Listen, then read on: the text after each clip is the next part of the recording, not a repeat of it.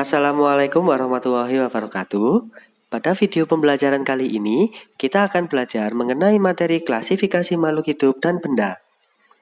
Bagaimana cara belajarnya? Yang pertama, kita perlu memahami tentang konsep dari klasifikasi. Selanjutnya, kita akan belajar mengenai prinsip dari klasifikasi.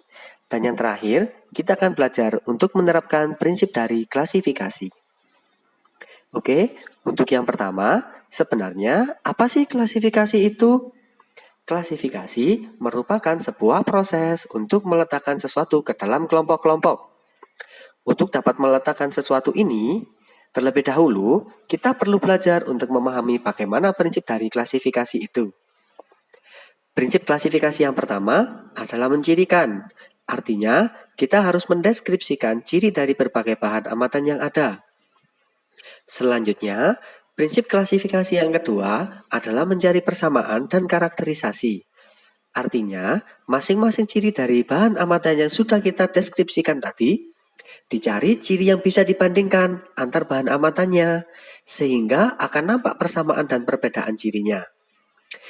Dan yang terakhir, prinsip klasifikasi yang ketiga adalah mengklasifikasi. Artinya, kita sudah bisa membuat kelompok-kelompok berdasarkan persamaan dan perbedaan ciri yang sudah ada. Sebagai contoh, di sini disediakan berbagai jenis bangun datar dengan berbagai corak warna. Dengan melihat ciri yang ada, maka dapat dilakukan dua cara klasifikasi. Yang pertama, berdasarkan bentuknya, dan yang kedua adalah berdasarkan warnanya.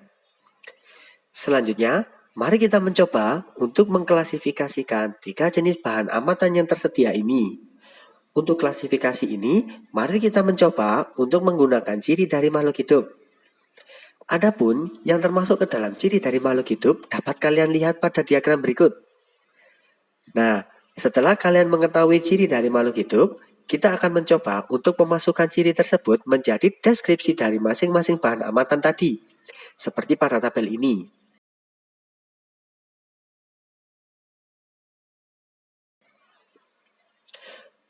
Untuk memudahkan pemahaman kalian mengenai perbandingan ciri yang ada, mari kita mencoba untuk mengubahnya ke dalam kolom checklist seperti ini.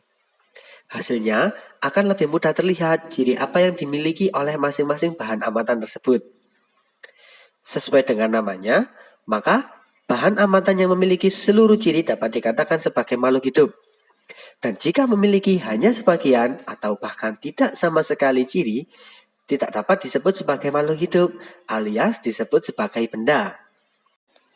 Baik, apa yang dapat kita simpulkan untuk pembelajaran kali ini? Yang pertama, klasifikasi merupakan proses untuk meletakkan sesuatu ke dalam kelompok-kelompok. Yang kedua, prinsip klasifikasi yang pertama adalah mencirikan. Yang kedua adalah mencari persamaan dan karakterisasi, dan yang ketiga adalah mengklasifikasi. Selanjutnya yang ketiga, adapun yang termasuk ke dalam ciri dari makhluk hidup, yang pertama adalah bergerak, yang kedua adalah berkembang biak, yang ketiga adalah bernapas, yang keempat makan dan minum, yang kelima menyesuaikan diri dengan lingkungan, yang keenam peka terhadap rangsang, dan yang ketujuh tumbuh dan berkembang. Sekian pembelajaran untuk kali ini, terima kasih dan selamat belajar. Wassalamualaikum warahmatullahi wabarakatuh.